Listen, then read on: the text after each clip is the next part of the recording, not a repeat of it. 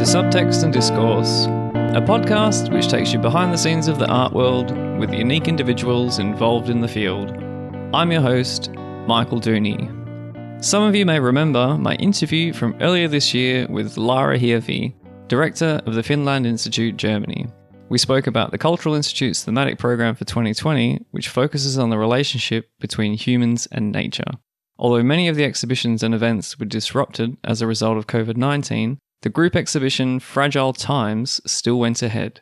Supported by the Finnland-Institut Deutschland and hosted by the Galerium Körnerpark, this timely exhibition opened at the beginning of July and will continue until the 18th of October.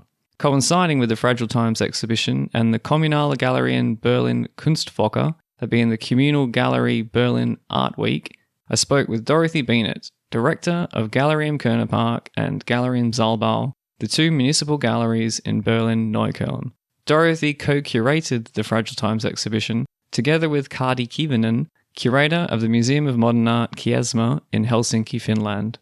If you haven't already, please subscribe to Subtext Discourse if you want to be the first to hear new episodes. It's available for streaming on all major platforms, including Apple Podcasts, Spotify, and Stitcher. But without further ado, please enjoy listening to my conversation with Dorothee Bienert. Yes, I'm the director of Galerium Saalbau and of Galerium Körnerpark here in Neukölln. And how long have the two galleries existed? The Galerium Körnerpark was founded in 1983. Körnerpark is a former pitch of, actually, I don't know the English word, it's keys. Keys, it's not sand, it's very small, but if it's a little bit bigger, it's keys. I don't know these grains, you don't know. So actually he had this pit, Körner, and he founded this park. That's why it's under street level. Oh, so it was like a quarry. So this building then... The Galerium Körnerpark is a former orangery. And the one in the Galerium Saalbau, that was... That was founded in 1992. So you've been in charge of both of them for the last 3 years? Yeah, actually, in September it will be 3 years. Oh, in September it's 3, okay. What were you doing before? Actually, I was a freelance curator, also working for this gallery here. And have you always been active as a curator? Yes, I was studying art history and Slavistic languages, Russian and Polish. Mm-hmm. Yeah, then I started beginning like an assistant and then as a freelance curator. Oh, okay. What was the involvement with the different languages? Well, it was just that when starting studying, I thought it's boring to study art history combined with Italian language, as most of my fellows did. And then I thought, I actually at that time, I started to be interested in Russian avant-garde art. And it was this time of when Gorbachev was relevant and so on.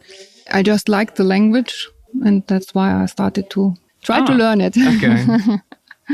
Yeah, I guess typically the Romance languages or the other... Exactly. The main European languages. Has it been... Actually, where are you from, in fact? From the Rhineland. It's between Cologne and Bonn. And have you been based in Berlin for very long? Yes, actually since the beginning of 90s. Actually, I was there a little bit before. I think it was in the end of the 80s already. Yeah, okay. I finished my studies here. Oh, right, in Berlin. Mm-hmm. Okay. I guess through that period, did you have a lot of involvement with Eastern European art and from Russian Yes, actually, I started with these kind of exhibitions, like doing exhibition with Russian artists or with Eastern European artists. It was this wave where you could get money.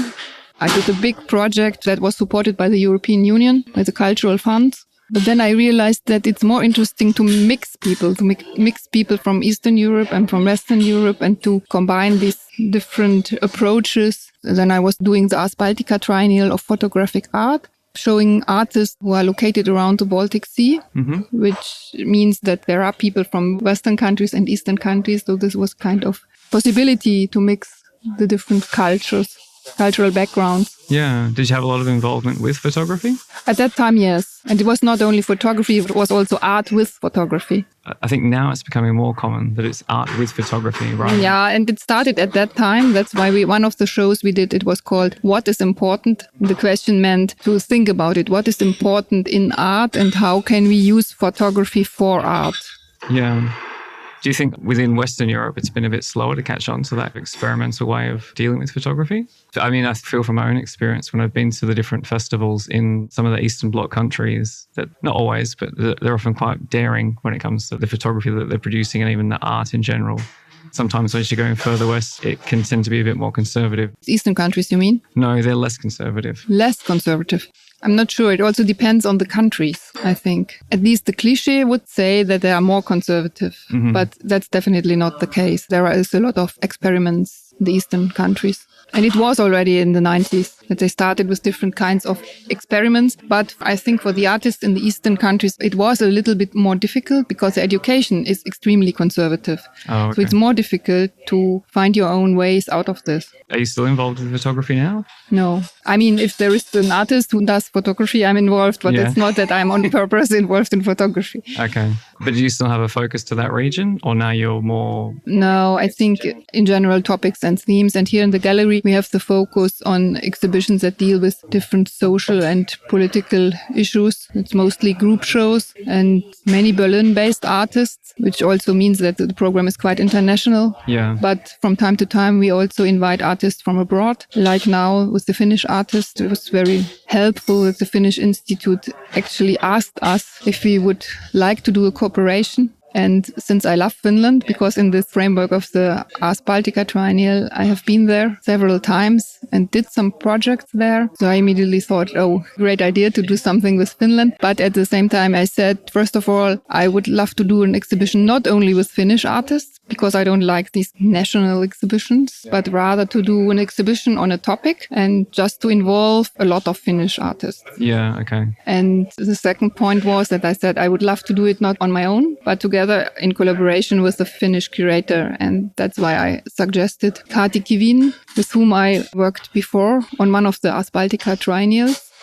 And happily, she agreed. So the selection of artists, and actually, how did the topic come about? Because I had spoke with Laura Hirvi at the beginning of this year, and she was telling me about how the Fragile Times exhibition couldn't have come at a better time, really, with everything that's happening globally. But I know from speaking with other curators, often these exhibitions are in planning for much longer than when they just appear. Yeah, that's true. When we started thinking about the exhibition, we exchanged ideas about the topics we both were working on. And Kati had in Helsinki this big coexistence exhibition. And I was also here always involved in these aspects of how nature influences man and the other way around, because we have the park here in front of the door. And so we came up with this idea of the relation between man and nature. And when we did this Ars Baltica Triennial, both of us interested these social changes and how social changes and insecurities and stuff like this influences the arts. Yeah. Also before Corona, I think this was relevant, that people feel insecure, that certain difficulties are in the air, like also the climate crisis was before, you know, and we started to think to involve artists who critically deal with all these issues, like climate change, how man deals with nature, how this has its basis already in colonial times. Yeah. And then Kati was here and we did research together in Berlin.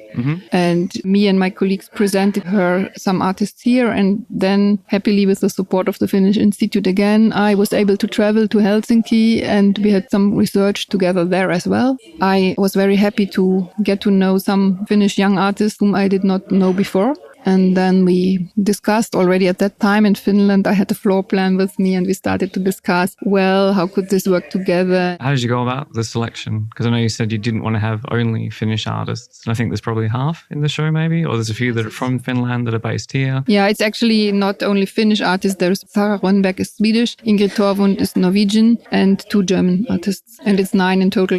Yeah. As for the selection of works thematically, I imagine you must have had quite a large group of artists to choose from. How did you get the list down to the ones that you've selected within the exhibition? Well, I think it's a complicated and quite associative process, because you have works of which you think that they would fit best to what you want to tell. And then you start to think what could go with it. And you are looking for interrelations. And I think the result is quite interesting, because all of the works in the show are like universes or like stars in the Milky Way as well, or like little dots in a net, you know. It's about finding the interrelations between all these works. On the one hand, content-wise, but also visually, that suddenly you see, oh, there's the blue color and it comes back here. But first of all, of course, thematically. I noticed when I saw the show on the opening night, and then even revisiting the texts in the exhibition now, fossil fuels seems to be consistent through a lot of the exhibitions, and also the byproducts of how we generate energy, how we generate society, a lot of the waste that ends up in the oceans. These themes seem quite consistent through a lot of the projects. Was that one of the main focal points that you wanted to pick on? Yeah, exactly. We thought about this relation between man and nature and how we destroy nature and how artists deal with this problem, but without just showing the problem, but finding interesting models, how we could get out of it, or also just to show it in a different way, how difficult and how complicated the situation is. So it's not about a newspaper article, but trying to touch people on another level. For me, I think one of the ones, Totem Habitat, Environmental Racism, which was about tropical vegetation and the palm trees, and how they can take the nuclear energy out of the ground, or if there's a site that's been polluted with nuclear waste, when they're taking up water and other nutrients from the ground, that they also go into the coconuts. Is that yes, it's true. Correctly? It's true. They take the nuclear energy out of the soil. Mm-hmm. These coconuts and these epomonia are a symbol for the artists, for this environmental racism, because it's interesting that all these nuclear tests are usually made in this area where indigenous people live. And actually, by polluting the soil, the basis for what they can eat and what they can trade with is destroyed. And so it's always on the back of these people. Yeah. And that's what he understands by environmental racism. I'd never heard of this before, actually. I wasn't aware of the plant and how it interacts with uranium and with radioactive matter. Yeah, it just takes it in and then you can't eat it anymore. Was there anything through curating the exhibition that you learned as well? Actually, I learned this as well because actually Markus Hoffmann, when we met him, he had another installation called Totem Habitat and it was quite different. And he said that he would like to develop something new, also with this habitat theme. Then he came up with this idea with the coconuts. And I think it's quite interesting for this space because it's a former orangery. Mm-hmm. And the owner, Körner, he was living in this time of colonization. And also to have an orangery was a sign of colonialism because you were planning to have the exotic plants inside, you know. Yeah. And that's why this installation fits very well to the space. I mean, we have this extremely high ceiling. And so he was reacting to these space conditions. Mm-hmm. Yeah, I think just how it uses the space, rather, the way that it's presented. One of the others that I quite enjoyed during the opening was the video piece. I Found You Under Earth, Under Blood.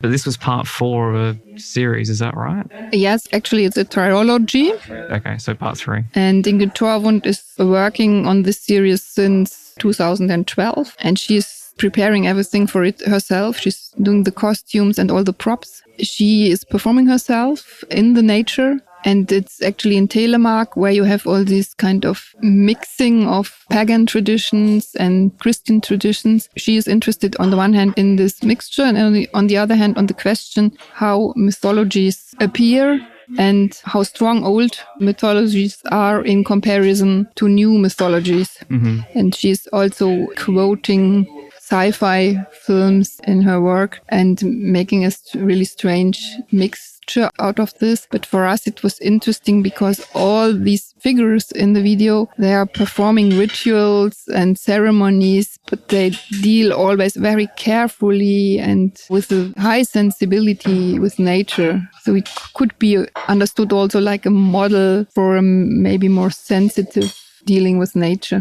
Yeah, I watched this one on the opening as well. It was quite nice. Just the atmosphere and the mood, I think, that she created with it. And then it was also a bit unclear, actually, what was happening. Exactly. That's also what I like in the video, that it's really a bit strange and also a little bit like a riddle. Yeah, that's why I felt like it. And I think even in the introduction where you say about how can art and poetry contribute to the healing process that improves interactions between all organisms, it was like a visual poem, that it didn't necessarily have a concrete answer. Exactly. That's the point of art, and that's what Kati and me, we both like in art, that art poses questions but not necessarily gives answers, but rather gives poetic inspiration and inspires us all to find our own solutions and ways of maybe changing also something in our attitude towards nature. Yeah. Since the show has opened, actually, because I know there's been some different events and tours of the exhibition, How has the response been in general for people viewing the work and then reflecting on, I guess, the state of the world and how it is that we are treating nature? People in general are very positive about the exhibition. Most of them, especially children, are very much attracted by the work of Felipe de Avila. It's the work Eclipse.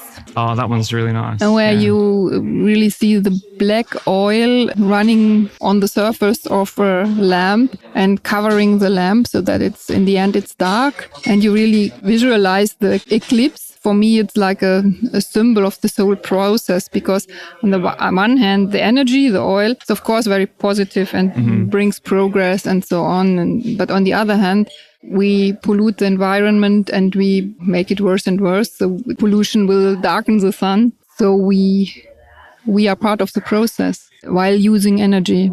No, I quite like this one, I think, in its simplicity as well. That's why people are attracted by it a lot. But first you are visually attracted, and then you start thinking about it and what it means. And then you read the title and you read Eclipse and then, and so on. And I think it's interesting that oil is fossil energy that is taken from a material that was produced millions and millions years ago. And we use this to produce our own energy instead of using the sun energy directly. Yeah. Why do we take this kind of, how do you call it, Umweg? A roundabout way. Yeah, exactly. The reason I was wondering is because I went to an exhibition a few weeks ago called Zero Waste, which was also about how different artists are interpreting the treatment of the environment and how we're creating more waste than we are preserving the environment. And this exhibition as well is also trying to address a lot of these existential problems that we're now facing.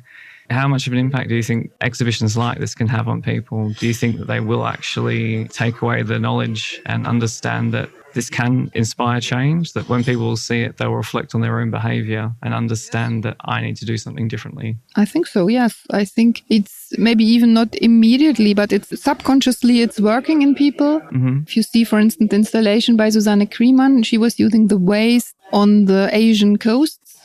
The plastic waste that pollutes the mangrove trees, and she was collecting it and printing on photos of these mangroves. She was directly printing, and you really, if you are in the exhibition, you really see that this dirty material is on top of the image. Yeah. So it's really visually very direct and gives another level than a normal photography of the wasted plastic. So she collected it from the mangroves and the places. Exactly, and also the oil. The oil is also from there. Oh, really? The plastic material, and actually she was using this as printing stocks. So she was using the oil and these plastic shoes, for instance, the flip-flops, and with the flip-flops doing the prints on the paper.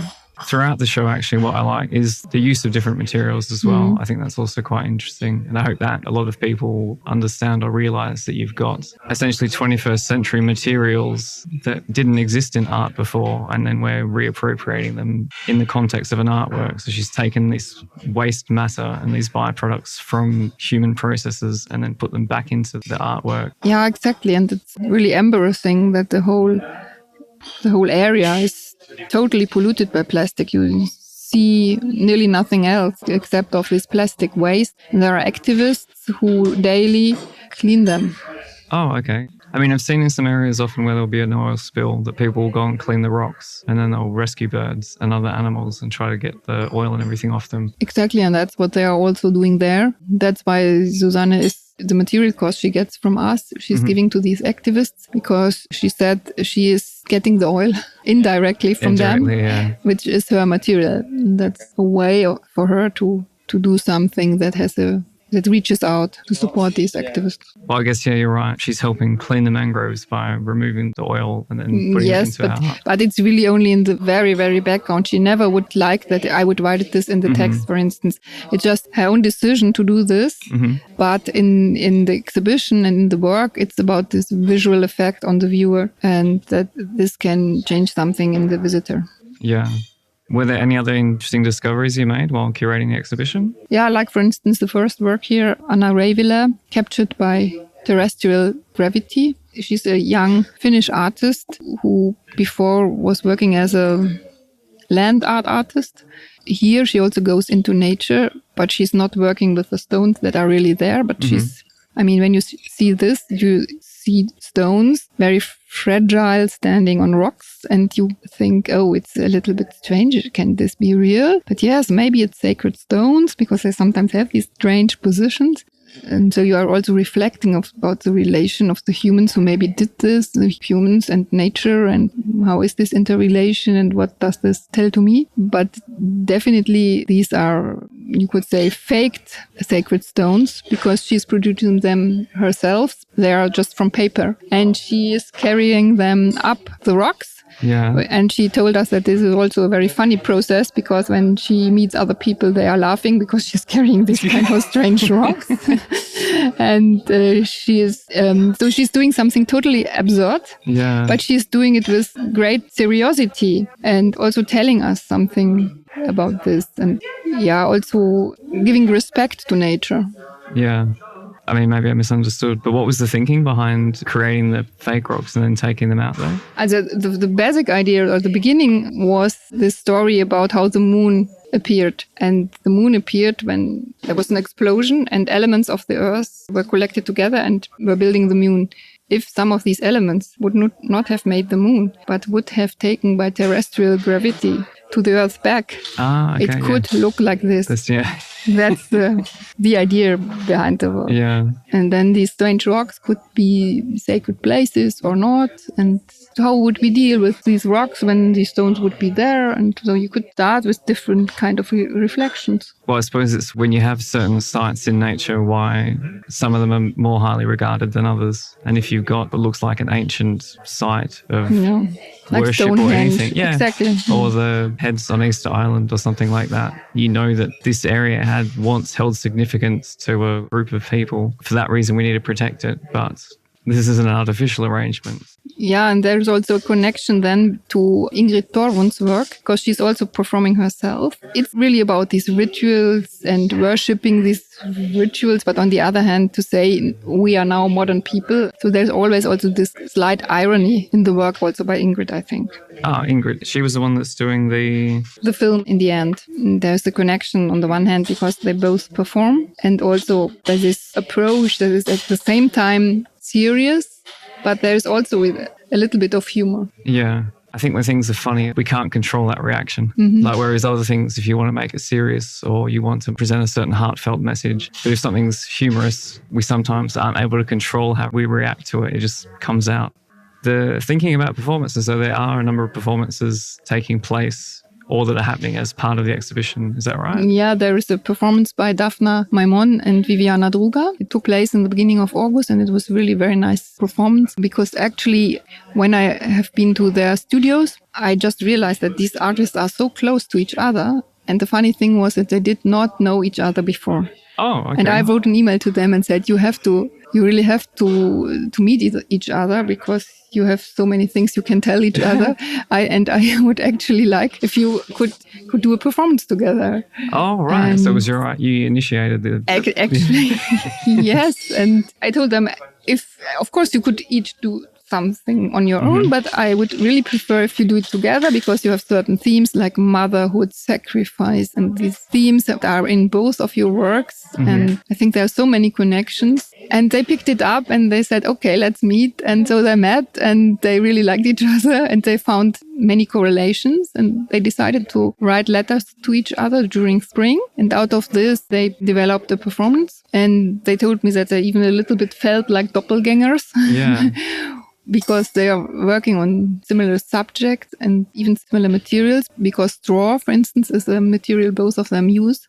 We have a small exhibition with the results of the performance, and you can have a look at it in the end. So you can still see it, okay. That's what I was going to ask, if it was documented or filmed or anything. Yeah, and but we have it only for another week. So it was 3 weeks as a kind of satellite project to this exhibition. Yeah, wow, that's really nice. I guess for the program in general, how much of a disruption has Corona had on the programming and the external activities? Well, yes. We had to close the galleries in March, and we were able to open them again in early May. Originally, this exhibition was planned for mid-May, which means that this was, of course, not realistic anymore. And so during this time, when we had the lockdown, we permanently had to think about how we change it, what new developments come, and so we had to react permanently. And when the galleries were able to open again, I decided that we would start with this exhibition in July and have the other exhibition before for a few weeks still. But no exhibition was cancelled in the end. I just shifted one exhibition into the next year. Yeah, okay. And how long does the Fragile Times continue until? Fragile Times is till 18th of October. Until the 18th of October. Do you have anything special planned for Berlin Art Week in September? Actually, we have a sound walk, but that is rather connected to the other gallery. The gallery in Körnerpark is one of 34 district galleries, communal galleries, and we do this so-called Communal Gallery Week, which is in end of August. During that time, we also do bike tours. One bike tour is starting in the south of Berlin and also coming to Körnerpark and then ending at Kunstraum Kreuzberg. I will even be the moderator of one of the tours. So yeah, we are permanently thinking about new formats that work well in connection with Corona. Yeah. Before we did bus tours, but this is not possible now. We had 50 people on a bus. Now we have 12 people on bikes. Yeah, but it's good to do something and people are really very happy. It was a nice experience when we opened the galleries. People were really happy. They really said, oh, it's so nice that you are here again and it's good that we can see art and so on. So it was really very positive. And also now when we did this performance with Daphna and Viviana, the response was really very good. And also to the show, people really come and they enjoy having this visual experience connected with that they can use their brain. I think this combination of using brain and having a visual or touching or whatever experience, that's what contemporary art can do. It's nice that the public response has been so positive and that they were hungry for an art experience or for contemporary art. Yeah, I think so. I was also surprised because I thought that people would just stay home and that they would be, I was happy that they reacted like that. Yeah. And the bike tours, all these different models that you're coming up with between the various municipal galleries, is that only throughout August or that will continue? These guided tours are only on 30th of August, but we made a plan, a map with different bike tours, and so everybody could do them on his or her own. Were there any other new things you've had to introduce or you've maybe experimented with, or did you have to do more digital outreach or anything like that? Yes, actually during the lockdown, we produced videos of the exhibitions and made kind of guided tours through the exhibition, and we put this on our website and to the social media.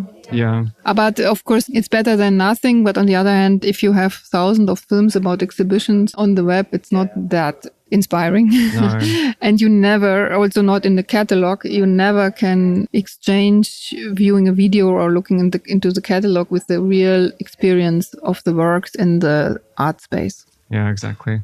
Has it caused you to really have to rethink or look for new ways of presenting work because of all these different restrictions that are in place? Well, we are permanently thinking about finding new formats, but I would still keep this idea of having exhibitions because now, the space is quite big, so you have enough people that you can let in, they can keep the distance. But with these events, I think we are happy because we have this terrace. Yeah. So we can do quite a lot like we did with the performance, with the opening. So we can do something outside. With the other gallery, it's more difficult. We had a Meeting the Artist event last weekend. It worked okay, but it's more difficult because you can let in only few people. Yeah. Then we went out to the cafe and you can sit there for a while, but it's difficult. But here it's great because you have the terrace. Yeah, I think as far as locations go, this is a fantastic location anyway. But I think it also lends itself to this sort of in-between ground that you have the interior space, but you also have enough room outside to accommodate, I guess, the new restrictions that we have to uphold. Yeah, and they are changing permanently. So you always have to adapt your own program and then you decide something. For instance, when we had the opening, I had to do the decisions 4 weeks before. And that's why I said we invite only selected people and each artist can invite 10 people and so on. But when it took place, we could have,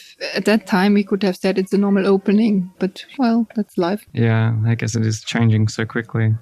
So you run the two different gallery spaces, the gallery in Körnerpark, which is where we are now, and the Saalbau. Are you involved with any of the other parts of the Kulturbereich for the district of Neukölln? Yes, of course. We have in Neukölln an organization called Young Arts Neukölln, and this is for Kunstvermittlung, art education. The Young Arts Neukölln is especially for school classes. And it has 3 legs, so to say.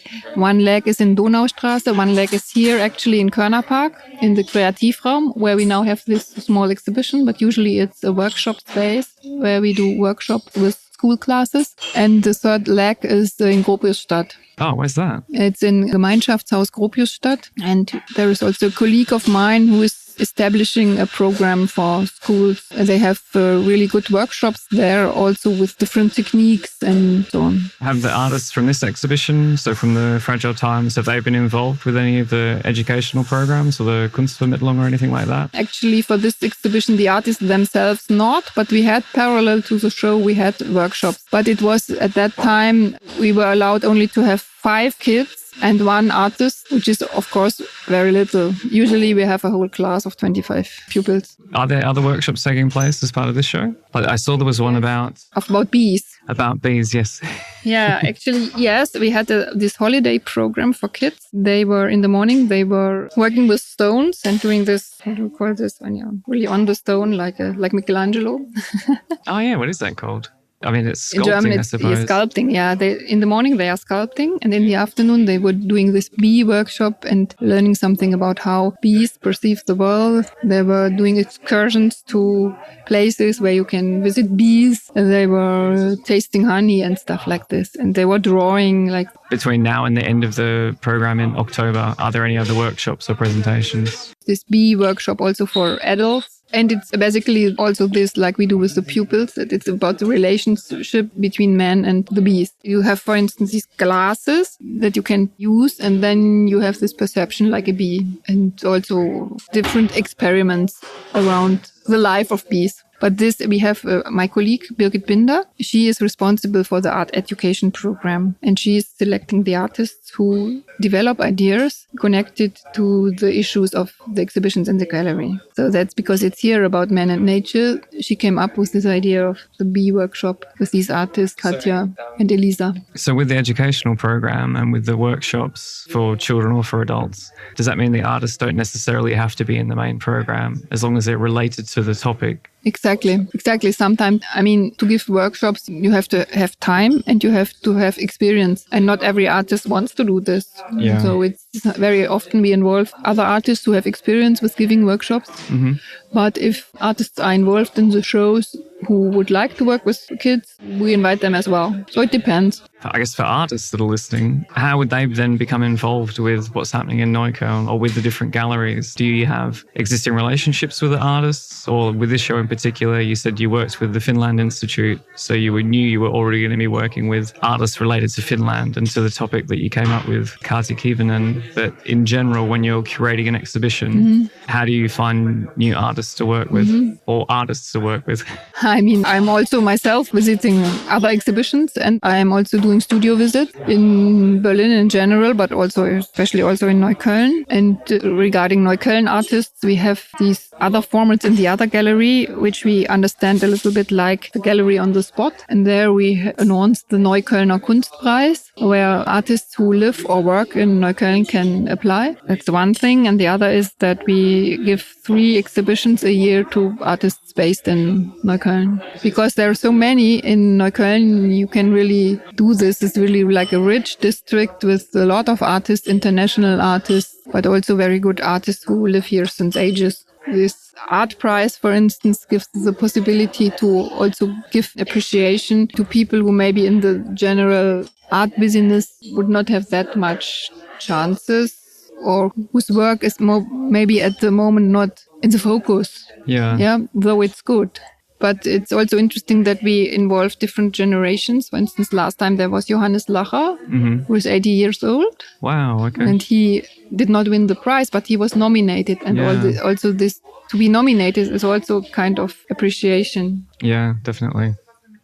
Was Neukölln always like this? Because No. if I think about when I moved to Berlin in 2010, when I spoke with other Berlin people that I knew, and I said, look, I'm trying to find what area to live in because I'm not familiar with the city. When they spoke about Kreuzberg and Neukölln, they essentially said anything below Maybach-Ufer, just forget about it. And over the years, there is quite a focus on Neukölln, and maybe it was emerging around the time when Wedding and Neukölln came into the spotlight, but Neukölln does seem to have the spotlight. Still, yeah. Mm-hmm. Yes, it's true. I mean, in the 90s, there were these articles in Spiegel, for instance, saying that Neukölln is a Brandherd, a fireplace or whatever. And it was really like that. I remember that I had a friend who lived in the Reuterkiez, which is now extremely hip, but she lived there because she was a student and it was cheap and so on. And then she got pregnant and immediately she moved out. Oh, okay. Because of the ugly dogs, because of all the shit on the street and so on. Now exactly these streets are extremely hip. That's how things change. And we as a cultural department, we experience it also because it's of course also a social challenge, because people who live here since ages, they are haunted out and young people come, and it's difficult to find this balance. Of course, you can't keep everything always cheap, but on the other hand, to have these extremely high rents. And of course, I know a lot of artists who lived here for a long time and who had to move out because the owners said that they need the house themselves and the rents are getting higher and higher and artists cannot afford it. And has it settled down though in the last couple of years? Because I know there was a period where it went up a few 100%, but now has it maybe tapered off? Maybe it's not rising that high anymore, but it's too high for artists. And many artists lost their studios, which is also a problem because it's hard to work as an artist in your flat. Yeah. Are there different initiatives, or you're trying to come up with solutions within the district of Neukölln to somehow accommodate some of the changes, but at least preserve the heritage of the area? It's definitely difficult because if it's private ownership, we can't do anything. No. But we try, for instance, with the Körnerpark, not to make things that are too event-like, because we don't want that it becomes a Mauer Park. And I think it's still very nice because you have all the local people on the meadow in summer, but you have also the young new people, students, and it's also good that all the students come to Neukölln. But it's important to keep this balance, and we are thinking about how we could find formats to bring different people together. Mm-hmm. Actually, now my art education, Birgit Binder, my colleague, we were talking about this, that we would like to do more in this direction, how to bring people together from these different layers of society who are around here and who are also around Körnerpark. Older people, younger people, people with migrant background, students, all of them, and to generate some kind of understanding. And maybe this could work if you do something together, like a workshop. Yeah. It can be easier because usually you have the cliches in your head because you never told to the people you are talking about. Yeah. And so, but if you start to do something together, like to draw together, and suddenly while drawing you start to talk, you suddenly realize, oh, it's different than I thought. Yeah, exactly.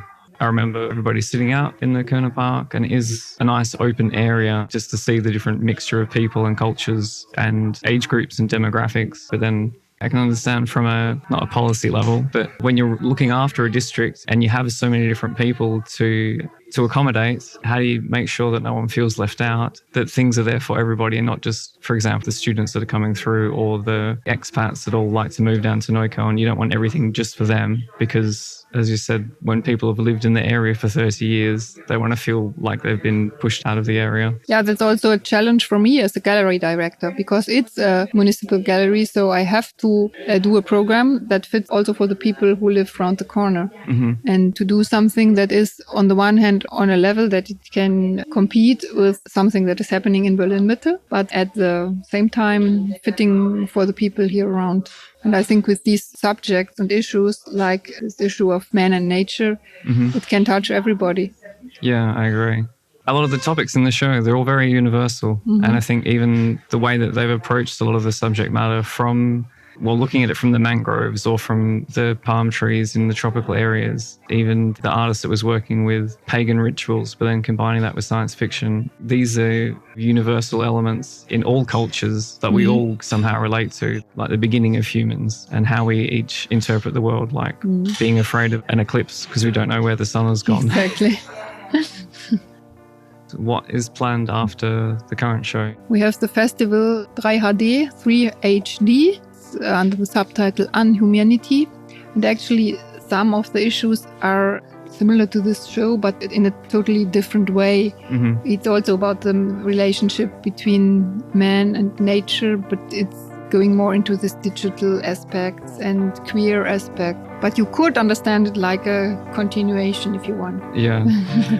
You can see Fragile Times at the Gallery in Körnerpark until Sunday, the 18th of October 2020. If you're interested in the workshops with Elisa Diersen and Katja Marie Voigt from the beekeepers group Moabees, they'll be taking place on Saturday the 19th and Saturday the 26th of September. Just visit the Gallery in Körnerpark website, which I've listed in the show notes, to register. For those curious to learn more about Berlin's municipal galleries, just visit kgberlin.net.